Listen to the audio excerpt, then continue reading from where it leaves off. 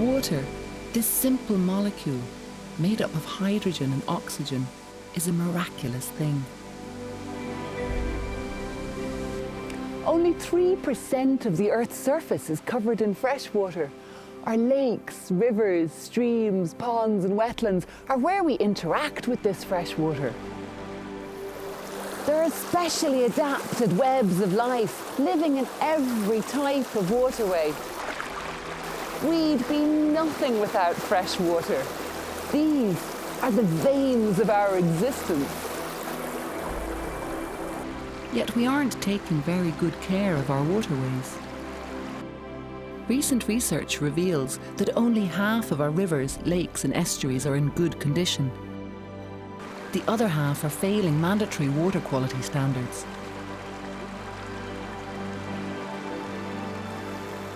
This week, I'll be looking at ways that communities and authorities are working together to find solutions to reverse the damage and restore our waterways to good health.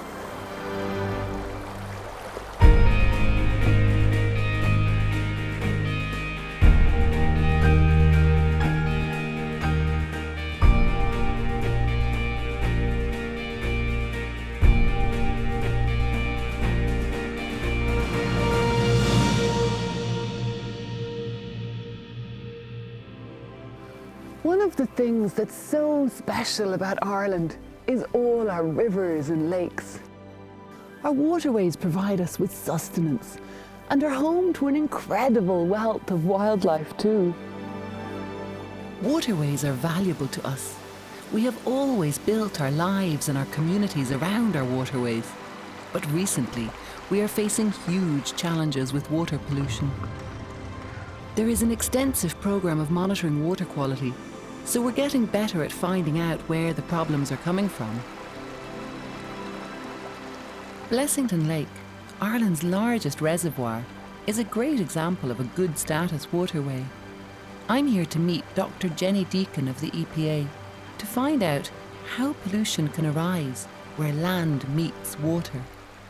The main problem we have in relation to ecosystem health and water quality generally in Ireland at the moment is too many nutrients running off the land and getting into our waters, and those excess nutrients like nitrogen and phosphorus can come from a range of activities. So you can see, for example, here in Blessington, there's lots going on the hills, and water and rainfall hits those hills and runs off and brings all those nutrients and sediment and pesticides and chemicals down into the waterways where it can damage the ecosystem health. So we can pick out some houses, for example, and the impacts there are from, we'll say, poorly managed septic tanks can give rise to nutrients coming into the waters.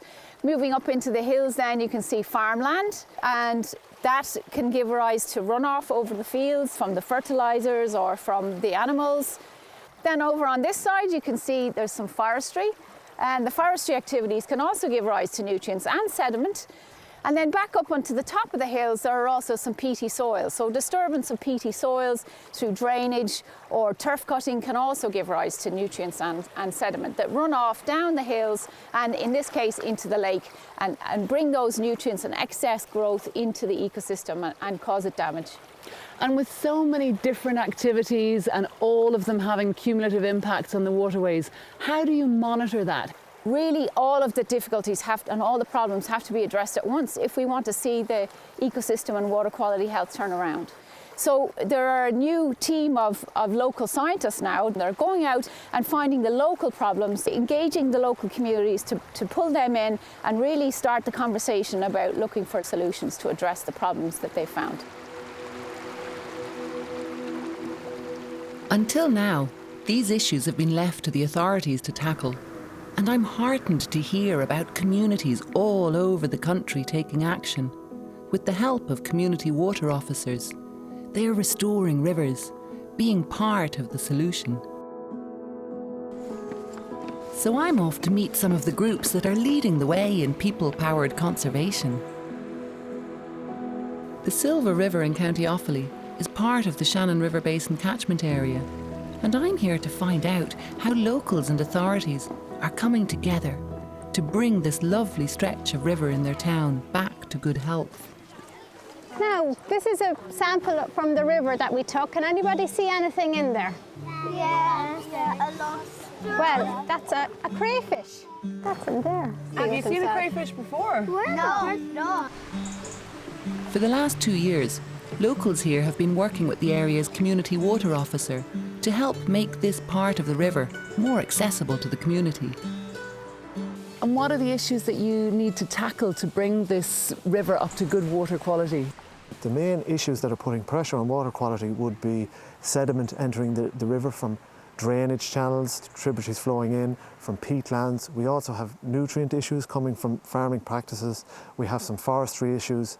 Further downstream, we've urban wastewater issues. So there's quite a number of issues, but again, we're quite confident that with a little bit of better management, a few tweaks here and there, the community working together, and a slight bit of behavioural change, we can drastically improve the quality and bring it up to at least good status. We managed to install some erosion protection for the bank.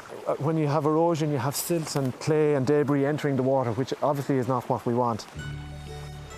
This community have taken a lot of positive steps with the community water officer to improve their river.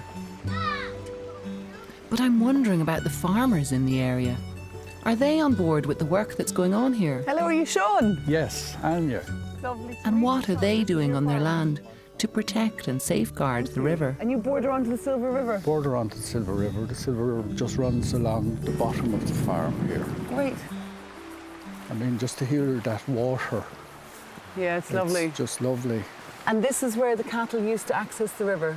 This is where they access the river because, as you can see, there was an old gate mechanism Yeah. that extended far into the river. Okay. So the animals went in and they would soil and excrete in the river. You've now sealed that off though, so the cattle can't access the Cattle river? can't access the river now. And you've brought the cattle to drink out of troughs up above? Yes, yes, because the fact that we have a good groundwater supply on the farm now and a good mechanism for pumping water, Yeah. so it works better now. So we don't access the river anymore, and as you can see, the vegetation is starting to grow back in and so on.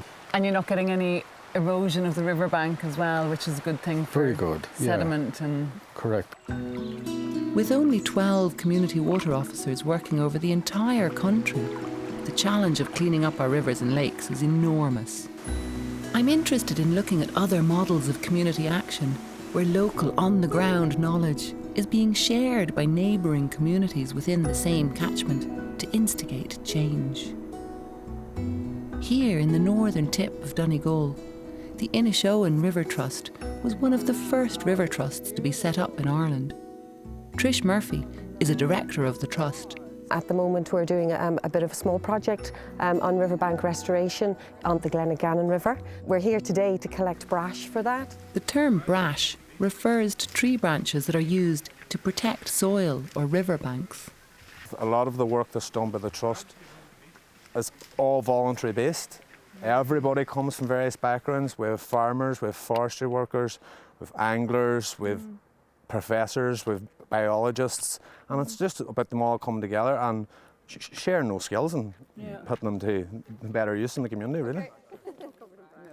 I'm just aware of how we as humans are modifying ecosystems the world over, and we're having a fairly negative impact. It was a way to do something, you know, as part of a group and not rely wholly on policymakers who can be slow to move at times. Yeah. We looked at natural flood management. Obviously, 2017 Inishowen was hit with a pretty severe flooding episode, and the whole house was completely surrounded, right up to the windows. Wow. So I had 45 inches of water at the back door, up to the door handle. And that night, the water came in, and the devastation was pretty severe, actually. A lot of people in the area were hit, and we're only going to see more of this. That's why I'm involved. And what's the purpose? What does this do when it's put in the riverbank? Well, it just helps to stabilise the bank, especially in areas that have been overgrazed by farm animals. You'll get subsidence, and then you'll get suspended sediment in the rivers then, which will clog up spawning gravels. It's quite a process to be gathering up all of this brash, which gets used as the bank stabiliser. And it's not hard engineering, it's stuff that's here anyway. And the really nice thing is to see Loads of people from the community out, including the kids, spending a morning gathering up brash, putting it into storage and getting it ready to stabilise the riverbank come spring. Brilliant, brilliant approach. Very different. After our hard morning's work, the brash heads down the mountain to the Glenaganon River. Here, Trish and her team of volunteers will gauge how much brash they need to restore and protect the banks of this stretch of river.